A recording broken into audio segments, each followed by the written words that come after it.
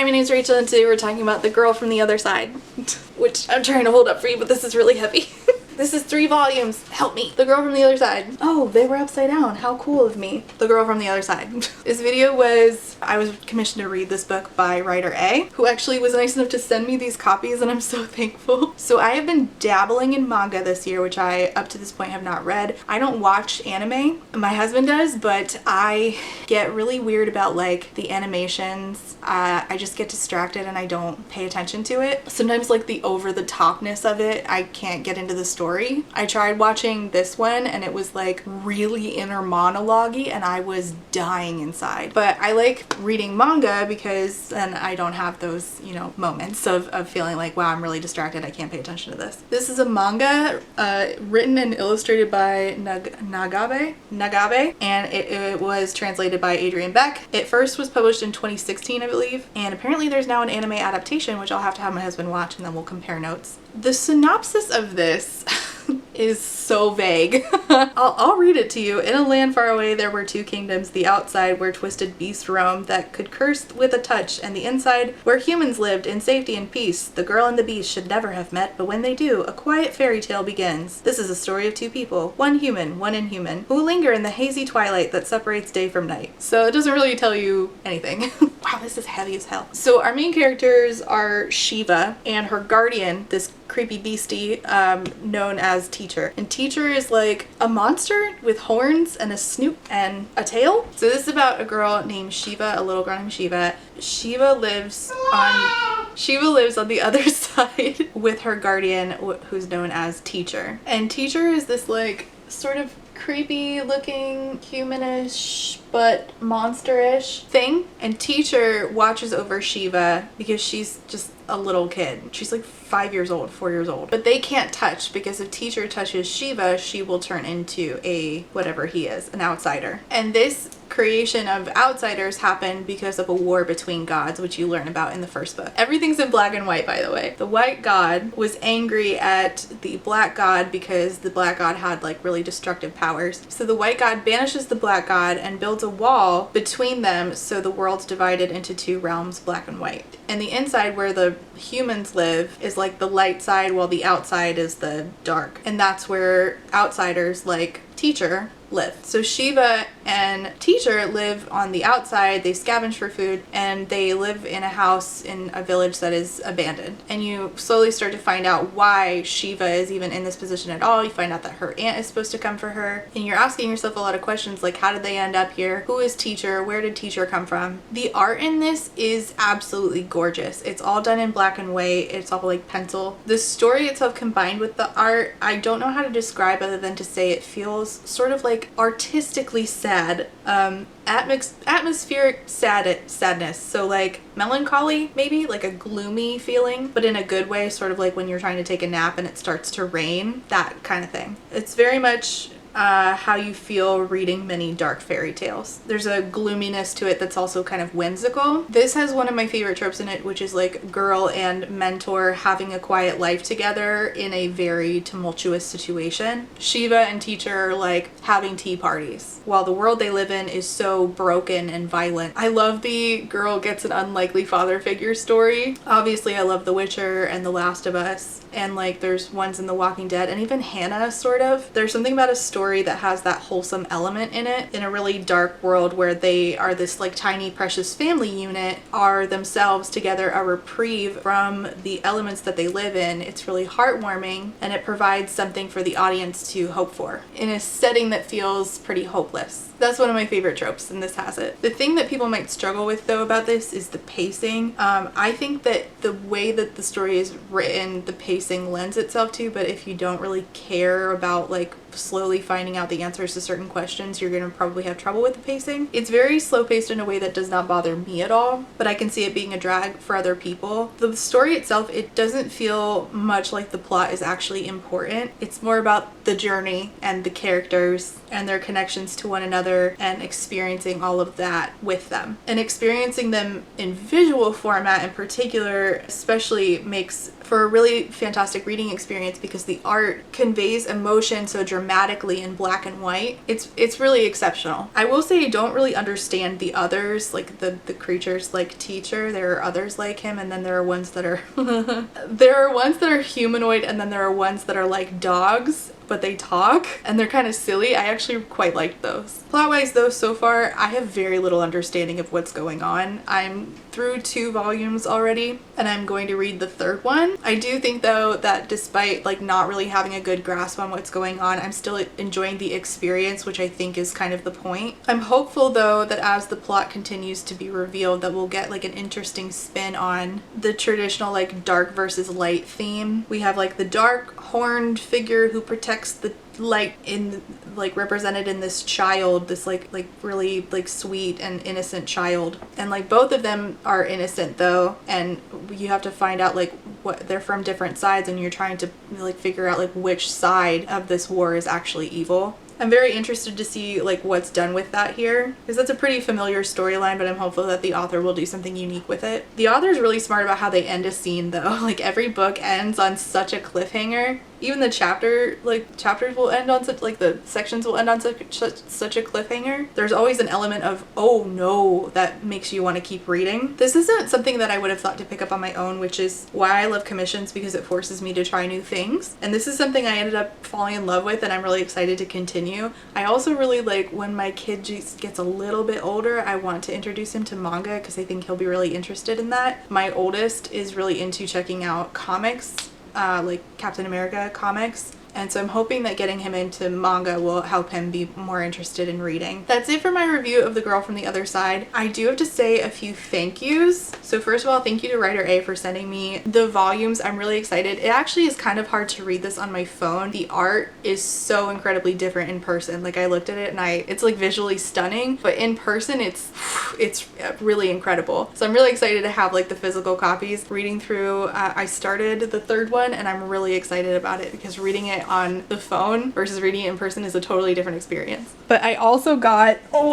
a stack of books. It's about to be my birthday, so people were really kind to me. First, thank you to Kat for sending me A Crown of Ivy and Glass by Claire Legrand. Claire Legrand wrote one of my favorite series, and this is, I've heard it's kind of ACOTAR-y, and I've heard it's actually not very good, which is why I'm even more excited to read in a weird way. I really love Claire Legrand, but her stuff is, it's either fantastic or it's like, what are we doing here, Claire? I'm really excited about this. I think that this would probably take off on TikTok based on what I've heard about it if TikTok would give Claire a chance. Next, Christopher sent me 4 books and one of them is one of Christopher's favorite. Christopher is the one that commissioned me to read the Kissing the Coronavirus novels. After, what else did you commission me for? The Mister by E.L. James, and one more that I can't remember, but God help me. So Christopher was nice enough to send me some, in his words, actually good books. In Deeper Waters by F.T. Luckins is a queer swashbuckling pirate story. There's a prince. I've heard nothing but good things about this. I'm really excited about it. Next is from Garrison, who sent me a couple of books. Indie in the Cabinet is one that my friend Sal, who is also Indigenous, recommended I read, and this is Jody Wilson-Raybould's memoir. I had a feeling that my camera was too high up, and it was. So Indie in the Cabinet is by Jody Wilson-Raybould, and this is her memoir. She is Indigenous, lives in Canada, and this is how like she got involved. She talks about in her memoir how she got involved with federal politics. So thank you to Garrison for this, as well as Garrison also sent me The Things That Christians Wish Jesus Hadn't Taught, which is by this guy named David Madison, who was raised in a conservative religious house. He left the faith, but he holds a PhD in biblical studies, and he's written several books on Christianity. This one is literally like going through certain verses and answering certain questions and like in-depth talking about Jesus in a way that fundies would not like. I already said thank you to Ash for sending To Shape a Dragon's Breath, but I just want to say thank you again. I'm really excited about this, especially with like how much of a flop Fourth Wing was for me. This is written by an Indigenous author, and it's about a imperialist dragon school run by the English, who are like imperialists, the colonizers, and our main character is not English, and she and her dragon, they go to dragon riding school. In this world, like people with unique bonds with dragons are called Nampeshi Wisit, we sit, and she's sort of at odds with the right way of doing things in this dragon riding school. This is the start of a series. I'm really excited to get into this, so thank you, Ash, for sending me this. Christopher also sent me Louise Erdrich's book La Rose. I have read 2 other books by Louise Erdrich and I loved them. Shadow Tag and Future Home of the Living God were so good. She really writes the most unique things. If you like Louise Erdrich, I recommend checking out Kim from Native Lady Book Warrior. She's read a lot of Louise Erdrich, and this is about a guy who was deer hunting, and then he shoots the deer but realizes he's accidentally killed his neighbor's 5-year-old son, and sort of like the fallout of that, the grief of that, and like what he does trying to go through the process of like doing the right thing according to like tradition. So I'm really excited about this. Kristen also sent The Prison Healer by Lynette Noni. I have wanted to read this for a really long time and I still have not cracked it open. This is about a girl who works as a prison healer, and a rebel queen is captured and taken to the prison, and then Kiva, our main character, gets a message saying keep her alive. So she's tasked with keeping this rebel queen alive in prison, and the people that are coming to save her, the message said don't let her die, we are coming. The message is actually from Kiva's family, and she's like, oh my god, my family's finally coming. But not just for Kiva, they're coming for the rebel queen. So rebellion and prisons and healers, yes. I don't know if it's healer magic or not. I hope so, because that's one of my favorites. This was not sent to me by a viewer. This was sent to me by not the author, but like the person, I think the agent of the author. K.S. Vioso wrote one of my favorites adult fantasy books, which is The Wolf of Oren Yarrow, and it's excellent. And this is K.S. Vioso's new book that's coming out, and I got a personalized note. I'm so excited. This is not being traditionally published. They did a Kickstarter to start up this book. I'm really excited to support it. I hope to get to it this year. This is about a girl, if I remember correctly, her dad dies and leaves her in the care, or her dad disappears and leaves her in the care of like this mage, and then this mage also disappears, and I think she has to either impersonate him or something. I don't know. I heard magic and people disappearing and I was in, and also I just will read anything that K.S. Vioso writes. This is coming out next month in August of 2023. I'm really excited about it. I also got sent by publisher or the agent Gigi Listening by Chantel Guertin. This is about a girl who is having no luck in dating, and so she feels like she might be in love with her favorite audiobook narrator and goes on a journey to try to go meet him. That just sounds hilarious. So I said, yeah, send it to me. And this I bought. This is my friend Nika's book. We love Neeks. I've been on this journey of watching her write this and try to get it traditionally published and then choosing to go the self-publishing route. It's set in like the real world, but there's magic in the real world, and it's about a girl named Ricaria and her family. This is like a new adult fantasy, and her family, the Hobbs family, has always had a witch that held Death's Gate, but Rika has no magic and she's supposed to be the gatekeeper. So she has to like catch up, and she's also balancing like, is this what I want, and this is what my family wants for me, and she's also hearing some voices in her head. So this is about like family, familial bonds, and magic. So I'm excited to get into this. Also, this is like super like thick. This is the good kind of pages, which is what I like. Oh man, that's sturdy. That's good shit, Nika. And then, oh my god, speaking of. Okay, so Sherry Dimeline wrote The Marrow Thief. The Marrow Thief's duology is one of the best things that I've ever read in my life. 5 stars for both books. I don't talk about it because I don't know how. It's just fucking good. And Sherry Dimeline came out with a new book, which Jenny kindly sent to me, and I'm so thankful. This is Venko. So this is about witches in a thing called Venko, which is like dark money, and the witches are like hiding in plain sight in gatherings like Tupperware parties. They've been watching. It's very hard to explain from what I remember about Goodreads. I could read it to you, but I'm not going to. I'm just going to tell you that it's about secret organizations, witches, women banding together, history, past informing present, and I will read anything that Sherry Dimeline writes because her writing is so fantastic. Puts you through every emotion. Yes. I'm so happy. I'm so excited about this one. You can see why I don't do book hauls because I'm terrible about them, but I just wanted to say thank you and also shout out some books that I'm excited about that I got a hold of recently. Thank you again to Writer A for sending me The Girl from the Other Side. Please check out The Girl from the Other Side. Talk about it down below. Let me know your thoughts on it, and I will see you next time. Bye. Hi, hello, it's Trash Can Rachel, and I have to say thank you for being a friend to my Therapy Bills patrons, and those are Alexander, Alicia, Allie Magpie, Amanda M, Ashley B, Bubble Tea, Cami, Chris,